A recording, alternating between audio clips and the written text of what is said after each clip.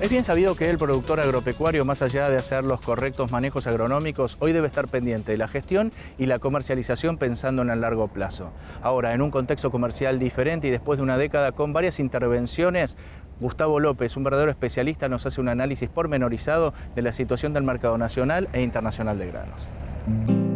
A 3 meses del cambio de gobierno que estableció nuevos parámetros para la comercialización de granos, el economista y consultor Gustavo López analiza los principales efectos en el mercado de granos, pero también el impacto futuro en la decisión de siembra de los productores.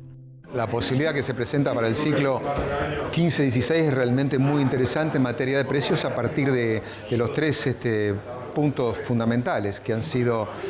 la reducción o eliminación de las retenciones, en el caso del complejo sojero, que bueno, tuvo una reducción importante, lo que ha sido la liberación del mercado desde el punto de vista de las restricciones comerciales que vivíamos anteriormente, el tema de cupos, limitantes de exportación y demás, y el tema del ajuste del tipo de cambio que no ha sido menor, lo cual permite, digamos, una posibilidad del precio al productor mucho más lleno en función a lo que es el precio internacional. Esto no lo vamos a ver claramente en este ciclo, pero lo vamos a ver seguramente con mucho más impacto en lo que es el ciclo 2016-17. Ahí estamos pensando que, bueno, obviamente va a haber una mejora sustantiva en lo que es este trigo, en lo que son granos forrajeros, en especial por una cuestión que se mejora mucho el tipo de cambio particular de cada producto por la eliminación de las retenciones. Girasol es otro de los cultivos donde en algunas zonas va a haber una apuesta fuerte. Estamos pensando no solamente en lo que es región pampeana, sino también aquellas extrapampeanas como el caso del NEA, que tiene una tradición muy fuerte. Incluso en el caso de la soja, donde si bien es lógico esperar alguna merma, no va a ser tan significativa desde el momento que la ecuación de doble cosecha con el trigo puede llegar a ser rentable y además implica ingresos importantes para el productor, básicamente en lo que es el momento quizás más complejo del año, que es hacia fines del mismo, lo cual todo esto redundará en un crecimiento de producción importante. Hoy estamos estimando que puede superar las 120 millones de toneladas, lo cual, desde el punto de vista de los ingresos para el país, es realmente trascendente, aunque, bueno, va a implicar seguramente algunos conflictos en materia de infraestructura, en movilización de graneles, almacenamiento y todo lo que es la logística portuaria y de embarques, quizás un poco más compleja, pero bueno, bienvenido a un volumen mayor. Gustavo, y en estos 13 años, ¿se puede llegar a cuantificar cuánto aportó en materia de derechos de exportación al sector agropecuario y cuál fue su impacto? En realidad, desde la óptica, digamos, de lo que ha sido la recaudación acumulada en los últimos 13 años, desde que vuelven a instalarse el concepto de derechos de exportación, los ingresos en este sentido estuvieron rondando los 90.000 millones de dólares. Y a eso hay que sumarle aproximadamente unos 9.000 y pico de millones, que es el producto del impacto de las medidas proteccionistas que fue hacia el consumo interno, básicamente, que han llevado a que se experimentaran diferencias de precios importantes entre lo que eran las capacidades de pago para cada uno de los cultivos y los precios finales que se otorgaban a cada uno. Esto llevó a que en la suma de entre restricciones y retenciones hubiese un aporte desde el sector primario, llamémosle, hacia las arcas del Estado de casi 100.000 millones de dólares. La estimación para la campaña 2016-2017 muestra una participación más equilibrada entre cereales y oleaginosas en la producción total de granos argentina. Lo que estamos esperando entonces es un crecimiento importante básicamente en el grupo de cereales, ¿sí? ¿Por qué? Porque son los que se vieron más beneficiados con la eliminación de retención, en el caso del trigo particularmente 23%, en el caso del maíz 20%, donde en realidad el tipo de cambio final de cada producto se transformó muy atractivo por esa eliminación y por el ajuste del tipo de cambio propiamente dicho. Ahí estamos viendo un área cercana a los 4.8 millones de hectáreas en trigo. Eso implica prácticamente que se incrementa un tercio de lo que se venía sembrando hasta la fecha. Estábamos hablando de 3.6 millones hasta el año pasado. Está lejos todavía de los promedios que solíamos tener en la Argentina, en torno a los 5 millones y medio, 6 millones de hectáreas para el caso de este cereal. En caso de maíz se está esperando también una recuperación fuerte del orden de las 4 millones de hectáreas, cuando estamos hablando de maíz para granos, ¿no? Y que cuando uno lo mide desde el punto de vista del total de los cereales, hay básicamente lo que vemos un cambio en la tendencia. ¿Okay? Veíamos casi por cuarto año consecutivo una caída en este grupo y obviamente una participación de los oleaginosos en el total de siembra cada vez mayor. El ciclo anterior y este estábamos cercanos al 70% de participación de los oleaginosos versus el resto de los cereales, mientras que a partir de estos cambios que se empiezan a dar, insisto, con alguna merma en soja, probablemente de 20.2, que era lo que se había sembrado el año anterior, a 19.3 para este ciclo, pero compensado en parte con el girasol, que esperamos que esté en el orden del 1.800.000, 1.900.000 hectáreas, lo que sí vemos es una tendencia de mayor equilibrio entre ambos grupos de cultivos. O sea, probablemente estemos más cerca del 60-40 que del 70-30 y por ende una situación de sustentabilidad para todo el sector mucho más grande. Y ahora, ¿cuál es la tendencia y la situación del trigo y la cebada respecto no solo de los stocks de las últimas campañas, sino también de la intención de siembra para la campaña 16-17? En el caso particular del trigo, y pensando en lo que es la cosecha 15-16, lo que vemos es una disparidad grande de precios. Esto se debe a una situación de, por un lado, presión de altos niveles de stock del año pasado, que hace de que muchos operadores ya tuviesen una mercadería de volumen importante para arrancar este ciclo, y además por situaciones intrínsecas de calidad de la mercadería de la cosecha actual. Vemos, insisto, disparidades entre aquellos lotes de altos niveles de proteínas que pueden estar muy en consonancia a valores FOB de exportación en torno a los 180, 190 dólares,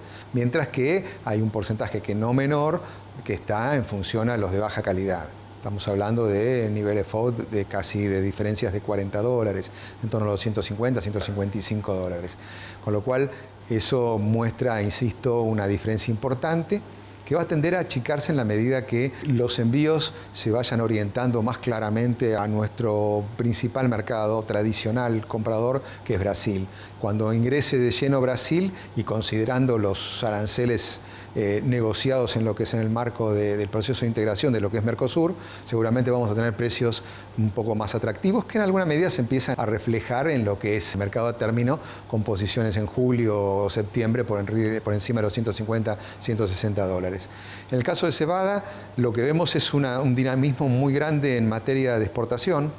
Ya a esta altura hay comprado, yo diría, no menos de un 60-70% de la mercadería que va a ir con destino al mercado externo.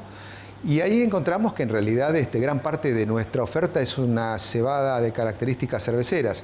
pero lo que está comprando el mundo es básicamente una cebada de características más forrajeras. Los precios ahí creo que también van a seguir una tendencia similar a lo del trigo. Hay una suerte de correlación entre ambos y creo que van a tender a afirmarse en la medida de que siga, digamos, transcurriendo el año por una cuestión básicamente de menores stocks. De todos los granos, el maíz es el que ha mostrado un mercado más activo. En el caso de maíz, lo que estamos observando es que vamos a tener una producción relativamente buena, en torno a los 25 millones de toneladas, y que el desmantelamiento de todas estas trabas que hacíamos referencia, básicamente las restricciones vía ROEs y demás, llevó a que el mercado estuviese muy dinámico. Ya a esta altura del año hay compromisos de exportación por prácticamente 10 millones de toneladas, de las 15 de probables de exportación, con lo cual, insisto, es un mercado realmente muy atractivo, donde todavía no se han cubierto todas las posiciones. Eso lleva a que el exportador tenga una avidez manifiesta por mercadería en el corto plazo. Tan realmente muy ágil la comercialización en estos momentos y estamos con un mercado realmente muy transparente en lo que es la relación entre el precio de exportación y el precio interno. Cuando faltan algunas semanas para comenzar de lleno la cosecha de soja 2015-2016, el mercado está invertido y la soja de la campaña pasada tiene mejores cotizaciones que las fechas de comercialización de la presente campaña. Claramente es un mercado invertido, donde el precio de la cosecha vieja obviamente está todavía bastante tonificado. Yo creo que en gran medida por todavía una reticencia a liquidar los últimos stocks que tienen los productores. Calculemos que estamos con precios internos en orden del 235, 240 dólares, cuando en realidad las posiciones más diferidas, coincidentes con la salida de la nueva cosecha, están en 210. Creo que es el momento oportuno, en realidad lo era desde octubre, cuando se veía ya este mercado que iba a tener una inversión clara y todavía teníamos valores de 260, 270 dólares la tonelada. Pero bueno, me parece que es oportuno ir liquidando las existencias y para el próximo ir viendo un poco cómo se van desarrollando el mercado externo. Ahí vamos a estar bastante influenciados por lo que se está viviendo en el hemisferio norte como expectativas. Por un lado de siembra y por otro lado del componente climático, que como todos los años es el que en alguna medida marca la tendencia en materia de precios. Estamos hablando de un oferente que tiene prácticamente el 30% de la producción o no menos del 40% del mercado total, con lo cual, digamos, es realmente relevante. Hoy en día, lo que es cosecha nueva, hay bastante poco vendido, digamos, con precio efectivamente hecho, que de todas formas muestran la incertidumbre del productor sobre el tipo de cambio final que vaya a tener, ¿no? Así que creo que hay bastantes condimentos como para ir viéndolo un poco más en detalle y de pronto tomar algunas coberturas básicamente hacia la baja, que puedan darse en contextos más desfavorables o de oferta abundante en el resto del mundo. A diferencia de la soja, el girasol es uno de los cultivos que se espera tenga un crecimiento importante la próxima campaña, sobre todo en las regiones productivas en las que puede expresar todo su potencial. El caso de girasol es otro de los cultivos donde vemos también niveles bastante deprimidos en materia de área, ¿no? O sea, venimos de 1.200.000, 1.300.000 hectáreas, cuando en realidad en algún momento hemos tenido por encima de las 2 millones. Con lo cual, una recuperación que hoy en día puede ubicarse en torno al 1.800.000, 1.900.000 hectáreas sería realmente significativo. No en términos absolutos, no es un cambio tan significativo, pero en términos porcentuales permitiría además generar una oferta mucho más atractiva que estos años, que se ha debatido entre los 2.300.000, 2,5 millones de toneladas, para pasar a los 3.5, 3.8 millones de toneladas. Creo que esto es oportuno desde el momento que hay una situación de menor oferta en lo que es girasol y lo que es colza, que es una suerte, digamos, de sustituto. Lo que estamos viendo es que los diferenciales entre aceites de mayor calidad como el de girasol respecto a los de baja calidad como el de palma o el de soja se siguen ampliando. Y eso entiendo que es bastante atractivo a la luz, digamos, de una posibilidad de llegar a precios más llenos en función a lo que se está negociando hoy en día. Otro de los puntos que es relevante es que se han eliminado todas las retenciones, y cuando digo todo es que están en cero tanto lo que es la semilla como lo que es el aceite y la harina. Con lo cual esto puede llegar a generar una competencia más directa entre lo que es el sector exportador de la semilla y exportador de aceite y sus productos, con posibilidades de ir captando nuevamente los mercados tradicionales que solía tener Argentina, que durante muchos años fue el líder en exportación de aceites y harinas, y hoy hemos perdido ese cetro a raíz, digamos, de la reducción en producción, básicamente a favor de lo que es Europa y Europa del Este, ¿no? En el caso de Rusia y Ucrania, que se transformaron en oferentes realmente importantes. Así que me da la impresión que es una de las opciones que aparece en particular para lo que es el sudeste bonaerense, bueno, el oeste también, y lo que son economías más regionales, como por ejemplo el NEA, que se presenta como una opción realmente atractiva.